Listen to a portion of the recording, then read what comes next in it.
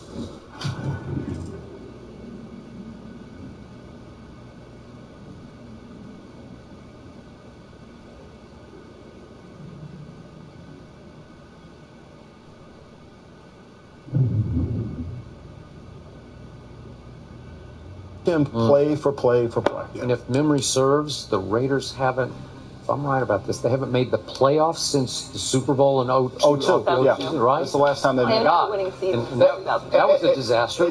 Well, that was I lived through you that were there, too. right? Unfortunately, Skip, I lived through that too. But you know, that was the only time in the NFL that there was not a bye week between the Super Bowl, and we were an old team, and there was a lot of things that were going on. And John Gruden had obviously coached. John Gruden knew everything. But I think that the Raiders have a chance to really build on something because their offensive and defensive line. Look, the game comes down to it's all the flash and all that, but the game comes down to those two fronts. If those fronts can dominate, they'll beat anybody anywhere.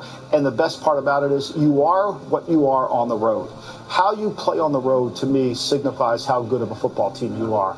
And if you can't win on the road, you know, then you're not going to be any good. And you have to prove you can win on the road. That's how you measure, as a general manager, that's how you measure your team. How do we play on the road? It's great. Denver wins at home 6-1, 7-1, 6-2. Great. What are we going to do on the road? I think that's the key. Yeah, I've always felt if you can go 8-0 at home, go 500 on the road, you're making the playoffs every year. That's going to get you 12-4, give or take here or there. But that's what you have to do. And the expectations. What is this team's expectation of themselves? Now they can read all the papers they want and say this Raider team, but do they really believe deep down that we are a playoff caliber football team? Like you said, they built this team front to back and on both sides of the football, O-line and D-line. They can dominate both sides of the football. And when you got an offensive line and a defensive line, you can go on the road and dominate. That's what you need. They got, and the defense they have with Jack, and Ken Norton Jr. calling the plays. Yep. they're good enough on that side of the football. Offensively, they're young. They're young now, and you're going to get some mistakes from young players. But defensively, they'll be in every ball game. Can Derek Carr make the plays that he made last year? They will go as far as that kid takes them this time. Yes. I firmly believe that, too. But they're not winning the division. Well, Raider Nation definitely.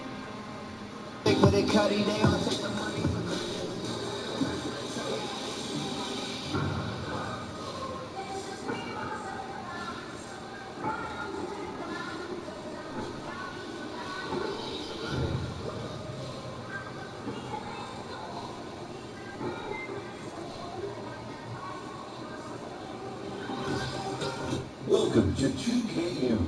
As you play basketball, we will teach you how to perform moves in NBA 2K17. And get out there and become the ultimate hardwood hero.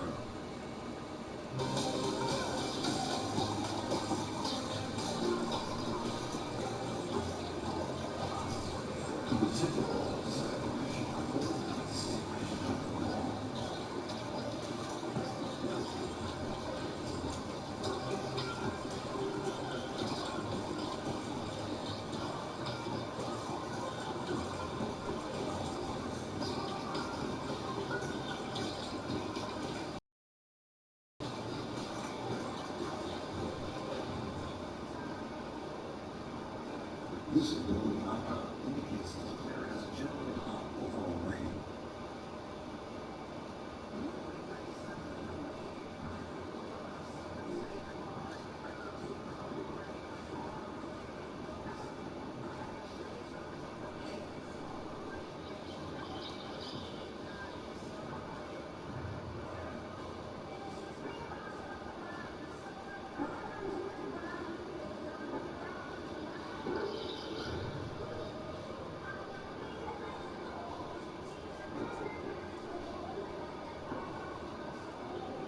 Use timeouts and substitutions.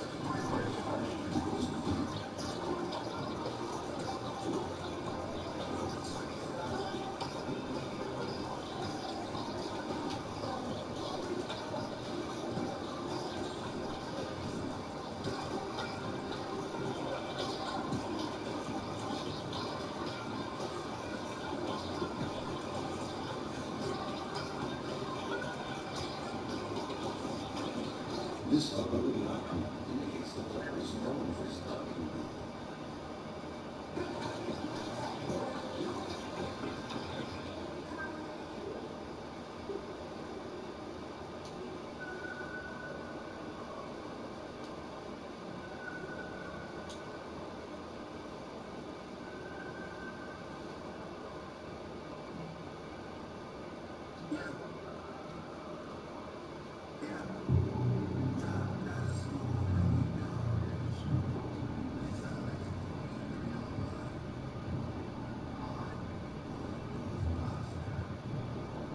This ability icon indicates that the player is a good three-point shooter.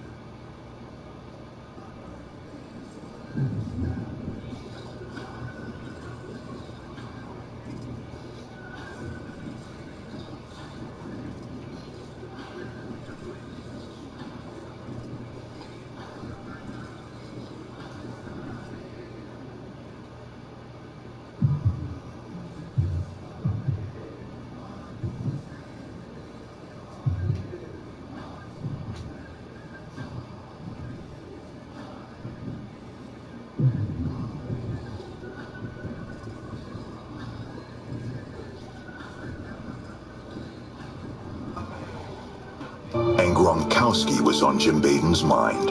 I was feeling a bit Gronky, so I said, why not? Let's do it. Without Jim, I wouldn't have been in Jim's lineup. With a last-minute switch that will forever go down as the old Gronkaroo, Jim, a.k.a. Holy Gronkamole, racked up 310 points and secured a triumphant victory in his league of 12 friends. One word. Grok. 2 words. The Grok.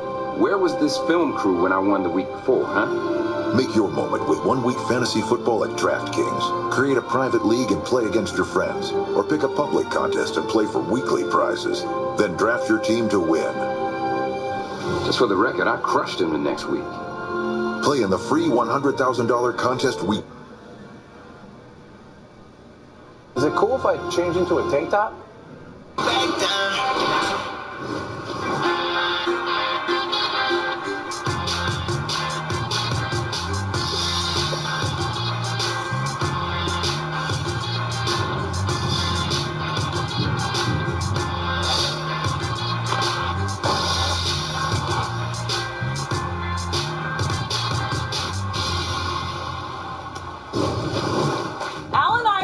Will be inducted into the Basketball Hall of Fame tonight. The former MVP and 11-time All-Star scored nearly 25,000 points in the NBA.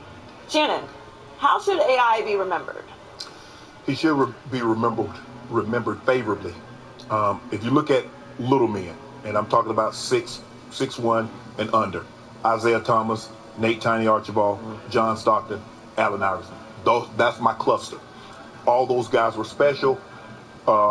Isaiah and Tiny Archibald, they won championships. John Stockton is the all-time lead assist guy in NBA history.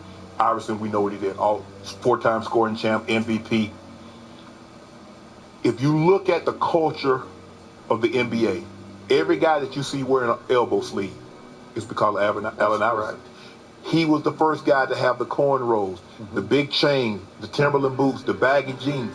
It was because of him that David Stern changed the dress code. Said, you're wearing you're wearing a collared shirt, you're wearing a blazer, you're gonna wear slacks, nice hard bottom shoes.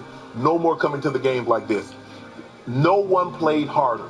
They said he was 160 pounds, but that was with a 10-pound weight tied around his waist. He was about $150 at best.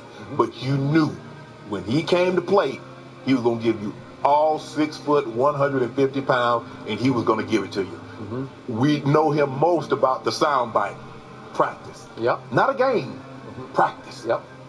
I don't know what his practice habits were like, but in the game, it was undeniable. He came to play every night, and if you listen to Dwayne Wade, you listen to LeBron James and some of the guys that's playing now. Allen Iverson is the guy that they admired, and it's funny that you would say a point guard who was kind of like a rebel with the braids and the baggy pants and the chains. And the guys in today's era says, hey, that was the guy I looked up to and I wanted to be like. That's why I wear the elbow sleeve. I hear everything you just said. I get everything you just said. I was always highly entertained by Allen Iverson as a basketball player. I can't tell you how many times on days off in cities I was working in, I would go to the arena just to watch Allen Iverson because he would do something every night that would make me sit back and say, I don't know how he pulled that one off at 5 foot 11 inches, 150 pounds. He would go up into the trees and over the trees, and he would get hard fouled and take hard falls onto the hard wood, unlike any little man I had ever seen. In fact, it was almost the equivalent of an NFL running back who took so much punishment that he wore out a little before his time. All that said, I could never really bring myself to become a real fan of Allen Iverson, the basketball player, because in the end, he was mostly a solo act. He was, as I often called him, and I meant this more humorously than painfully, but he was me, myself, and Iverson. That was my, and again, to me, he was more dedicated to scoring than winning. To becoming a star than a champion. That was me, myself, and Iverson.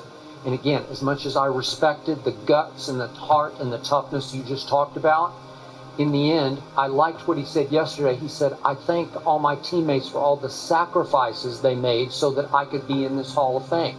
They did, because a lot of times they just watched him play basketball. He was the quote-unquote point guard who was going to win 4 scoring championships. And 4 times he took the most shots of anybody in the league that year. So to me, it's an oxymoron to call Allen Iverson a point guard. It's a contradiction in terms because he's not really the point guard. He averaged 6 assists a game for his career.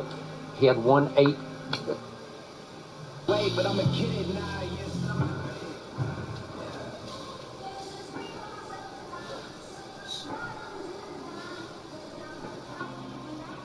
Yes, throwing the ball to George Hill, Aaron McKee, Eric Snow, Tyrone Hill. Tell me how he's going to get You can get those guys involved more, and Larry Brown did a phenomenal job of coaching Allen Iverson's team to 1 finals in which they lost in 5 to the LA. And these are the guys that he took to the finals. I got it. So he has to get some job. He has to get some credit. Yeah, he has Dikembe Mutombo, but Mutombo was not known as an offensive weapon. He's more known for his defense, hence the 4 defensive MVPs. Yep. Skip, to be the size that he was and to be able to do the things that he did, nobody his size in the history of the game could score the ball like he could. He had to score, because if he didn't score, there weren't going to be any scoring. Yeah. And like I said, I think the players that's in the league have a greater appreciation for what he did and who he was, as opposed to the fans that watched him play. Because the people that played against him and the people that admire him that's now playing in the NBA, they heap praise upon Allen Iverson, because they know.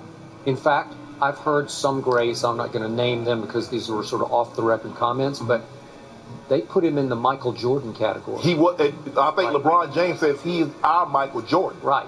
And so that, I mean, for LeBron James, I mean, think about all the guys we see. Russell Westbrook, we see LeBron, we see D-Wade, we see a lot of guys with the sleeve. He started that. Okay, but he was, to your point, he was the first NBA equivalent of a hip-hop artist. Yes. Right? Yes. He brought that whole community to the NBA. And yet, if I want hip-hop artists, I'm going to listen to Lil Wayne. Right. Our man Lil Wayne. If I want to watch winning basketball, this is just me, I'm going to watch my San Antonio Spurs. Some people think they're boring, but I love the way they share the ball. That phrase was never uttered by Allen Iverson, share the ball. He was mostly a solo act, and it was some solo act. And he brought a new vibe to the NBA that I think even the commissioner in the end appreciated, even though he had to change the dress code. I get that. But he changed the face of the NBA. Absolutely. In a good way, not a bad way, even though he had his off-the-court issues, just like some hip-hop artists do, almost. Yes. He when he came with the braids, the do-rag, the baggy jeans, the Timberlands, the gold chains, everybody's like, wow, I want to be like, all the guys came in, so everybody started dressing like that. Everybody started wearing the FUBU and the Mecca and the Sean John. It was because Allen Iverson. Realizing that the Chicago Bulls were playing next. New York and Detroit and Chicago. And it's like, wow. That's why they related to him so much. When you saw Michael Jordan, he was always suited. You never saw Michael Jordan in a pair of jeans. I don't think I've ever seen Michael Jordan. In fact, well, now you do. I covered Jordan's Bulls teams. Yeah. He would make us wait for his post-game interview for maybe half hour to 45 minutes because he insisted on getting suited up to the nines, you know, like all the way to the earring. You know, get it all right because he wanted to present that image every night after every game. It was just, and Allen Iverson was like, "This is who I am. I'm a jeans, Timberland boots, do-rag wearing, gold chain hanging." A jean outfit guy. That's what I am. But I tell you what, tomorrow night I'm gonna light somebody up again for another 30. So I enjoyed watching him play. I had the pleasure of getting the opportunity to see him play and know him a little bit. The first thing I thought when I saw him, I'm like, that can't be Allen Iverson. Ain't no way he's that small. And you get next to him and you're like, how? How do you play against Shaq and Alonzo Mourning and all these big guys, Karl Malone? And he's like, if you didn't know he was Allen Iverson, you weren't a fan of the game, and he walked in, there's no way you think he was an NBA player. No. But, man, on the court, he was lightning quick. He stealed the ball. He played. That's one thing. You might not say he liked to practice, but he didn't cheat you. He didn't cheat you on the court, though. I can honestly say that. He gave it everything he had, and he left it all on the court. I'm Jordan till I die, but Allen Iverson's one of my basketball heroes. I'm 5'2", so playing basketball growing up, Allen Iverson always played as hard as he could, even though he was smaller than everybody else, and I also didn't like to practice so much. So, Speaking of Shaq, Shaquille O'Neal will also be inducted into the Basketball Hall of Fame tonight. Shaq won 4 NBA titles and 3 Finals MVP awards. So, Shannon, where do you rank Shaq all time? I know Shaq. I love Shaq, but I'm disappointed in his career. because I think he left a lot out. He didn't take it serious enough. He didn't get himself in the best physical condition that he needed to be in and year out. He was a 52% free throw shooter. Let's just say, for the sake of argument, he was 60. That's another 800 points. Mm-hmm. He missed probably 100 games due to various injuries. He did. A lot because of his weight on his knees and his feet. Now, we know big guys have problems because, that's a lot of weight moving up and down the court night in and night out over a 10, 15-year career. But I look back at it, he probably should have had another. I believe he should have won the MVP that Steve Nash stole from him. They gave him that. I agree. You're correct. I believe he should have had at least 2 MVPs. Mm-hmm. I believe he should have had another 1 or 2 NBA Finals. And when he retired, he should have been the 3rd all-time leading scorer in history, behind Kareem Abdul-Jabbar and Karl Malone. Mm-hmm. But he underachieved. He's a top 5 big man. I can't put him in front of Kareem. I can't put him in front of Wilt. I can't put him in front of Bill Russell. So right now, at best case, maybe a tie with him and Hakeem Olajuwon. But he can't go in front of those first 3 guys. No way, no how. I can't tell you how much I disagree with you. I get your big picture points, but if I go micro, if I go 99, 2000, 2001, for that period in which he was healthy and in reasonable shape, it was the most dominating force in the history of basketball. This is just me, and I do know Shaq, and I do like Shaq. Yes. But he's hard not to like. That is a fact. He was hard to watch. It wasn't pretty. No. It was all big diesel. It was Shaq Diesel. That's how he played basketball. He imposed his will in an almost ugly way on he was almost impossible to officiate. Is it charging? Is he fouled? I don't know. But it was unstoppable. In that one MVP year that he had, it was as dominating a single season as anybody has ever played. And I'm throwing in the blocks and the rebounds. Right. I know he's a 50% free throw shooter, but it still worked at the highest level. And those teams were as dominant a team as I've ever seen. And what he did to my guy Tim Duncan and to David Robinson that year in the playoffs, he ragdolled both of them. So I'm just going to take that little slice of those 3 years. To me, he was the 3rd best basketball player ever, behind Michael Jordan and Magic Johnson. I'm putting him 3rd on my list because... What about big guys? Kareem couldn't have stopped him, and Wilt couldn't have had... He couldn't have stopped Kareem. Nobody can stop the skyhook. That's why he has 38,000 points. Shaq, when he was in reasonable shape, was a pretty good defender. I get that. This is why I downgraded him, because I know how good he could have been. He was dominant. Don't take anything away. He was a great player, but because he did not fully dedicate himself. No, I got that. I'm just doing those 3 years. Again, he played 19. No, I go. It's amazing that he lasted 19 years letting his weight go like he did. And that was the thing. Like I said, I believe he should have been somewhere around 35,000 points. But he has 28,000, a little over 28,500. He should have been 35,000 points still. Yeah. I mean, I just wish, and that was the thing. The one thing I can say about my career, Skip, is that I gave it everything, and the way I ate, the way I trained, and so I didn't look back. If you listen to him talk, he said, I missed 200 games, and I did this and I did that. You should have no regrets about your career. Blueberry donuts. We didn't forget about that. Coming up, could Dak Prescott really be better than Tony Romo? Colin Cowherd joins the debate next. And the Sonics, they need to score every trip down, trying to post Peyton to make it happen. Peyton got the roll. I think it's the point of the game now when Seattle starts fouling Shaq every time and see if he's going to stroke it. He's been beautiful today from the line.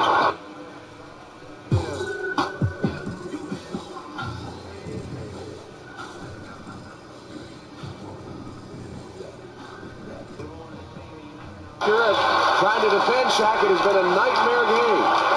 Just giving up too much deep position there. Shaq using that left hand beautifully. And Baker is fouled out of the game. He began with 10 points in the first quarter, has only 2 since then, and trying to defend Shaquille, fouls out with 2:14 left in the game. And the trade that worked so well for George Karl all during the regular season has not produced here just into the second round of the playoffs.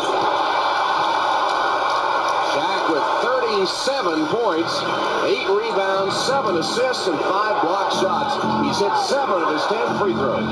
Eddie Jones and Shaq combined for 67 points, and now you're looking for quick bombs. Sam Perkins delivers one.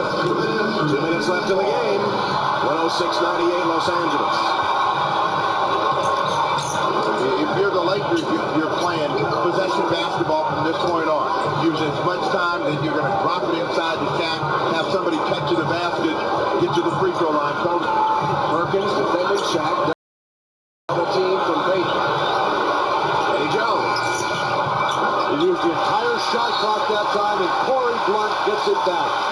The Lakers doing a fine job of not giving the ball to Shaq until it was near the end of the shot clock. So a fouling situation really wouldn't hurt Los Angeles. George Karl doing his imitation of Jerry Sloan in the title contest, yelling at Ed F. Rush, and, you want to go down.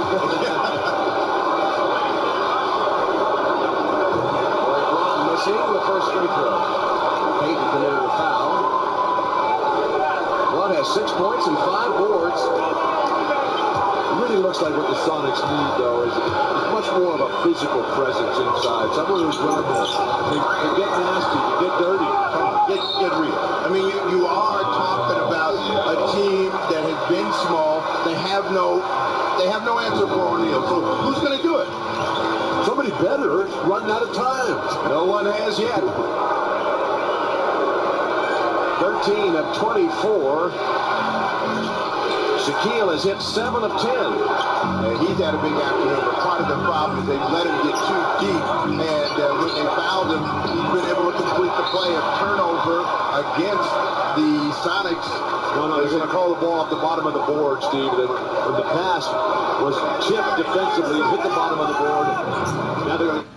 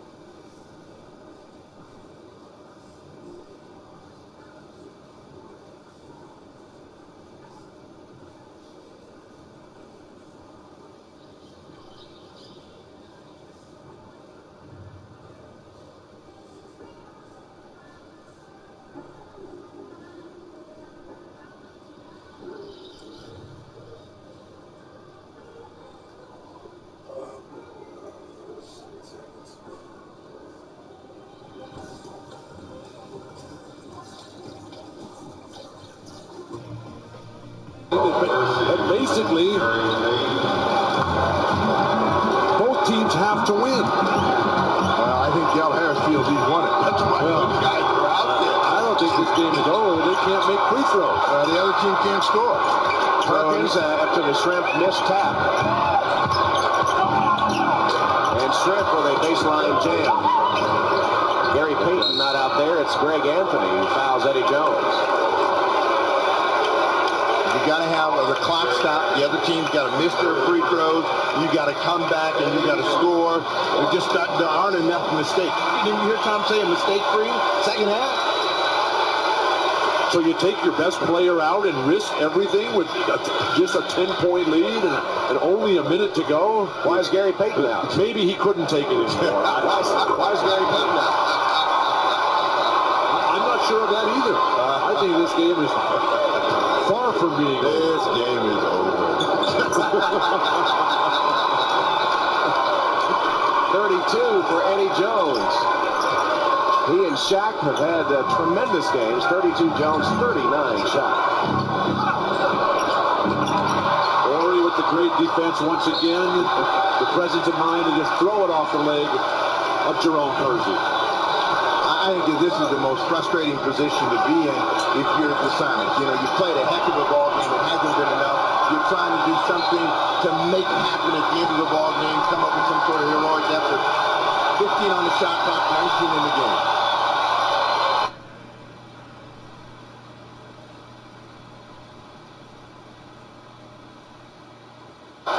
Of Jerome Kersey. I think that this is the most frustrating position to be in if you're the Sonics. You know, you played a heck of a ball game. It hasn't been enough. You're trying to do something to make it happen. For the Sonics. That's it. The Lakers win it by 12. 112 to 100 behind Shaquille O'Neal's 39 points. Eddie Jones had 32 points. Horry 13. Van Exel 13. While Gary Payton led the Sonics with 31 plus 12 assists, Dentless Shrimp had 25. Impressive win for the Lakers. Let's go to Paul Sunderland. Tom, thank you very much. Unstoppable Shaquille O'Neal today with 39. How is this Laker team in the playoffs against Seattle taking it to an entirely different level, apparently? Well, you know, we always play, Seattle, pretty close, unless you didn't play smart. I've been saying all year, all players.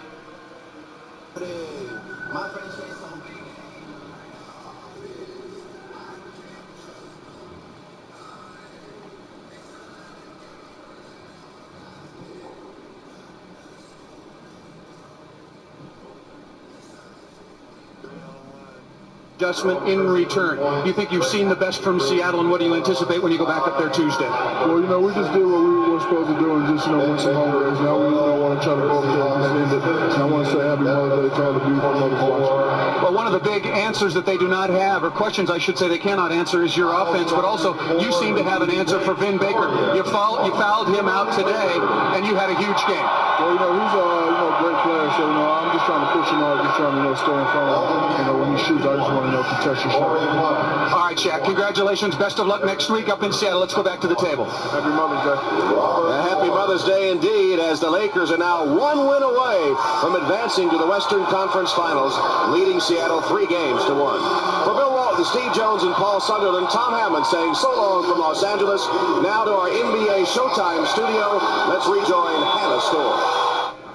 Hannah, back at the Great Western Forum with Eddie Jones. Not once, not twice, 3 times you set a new playoff career high and silenced an awful lot of critics out there that have been talking about Eddie Jones in the playoffs. What's been the key for you in this series?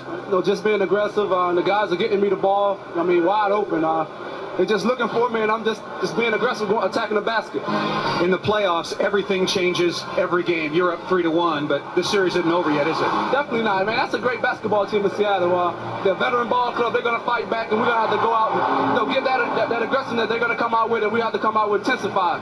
Gary Payton had 20 points in the first half, but a quiet third quarter when you built a 10-point lead. Was that a crucial juncture of the game? Well, Gary's missed everything, and you got to try to keep the ball out of his hands. We tried to trap him, try to get the ball out of his hands so he couldn't create so much.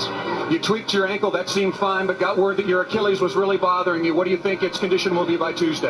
I'll be ready to go. No doubt I'll be ready to go. I'm going to go back home, just relax, not do anything, and just let it heal on its own. I know what you're talking about. Eddie Jones, another big game along with Shaquille O'Neal. The Lakers take a 3-1 lead over Seattle.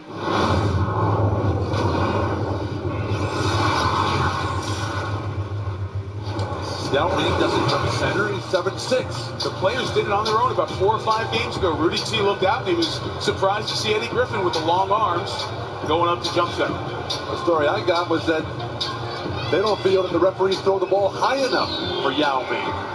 Yao Ming is stepping in right now. You can't miss this photo opportunity.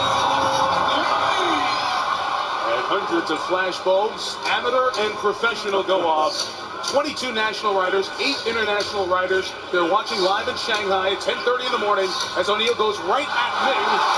Goes to the net. No foul called, and here come the Rockets. In transition, Yao Ming wide open. Samaki Walker, good job slowing down the big man. Yeah, first touch. Knockback center on its street. Boy, here it is, Sonny scored a fourth-quarter bucket in the Game 7 finals. Ming officially credited with a block on the defensive end, so a block and a hoop.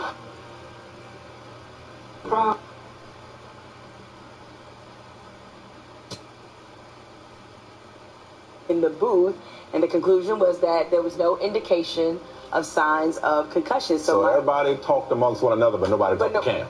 Nobody talked to the dude that got decapitated. No. If not.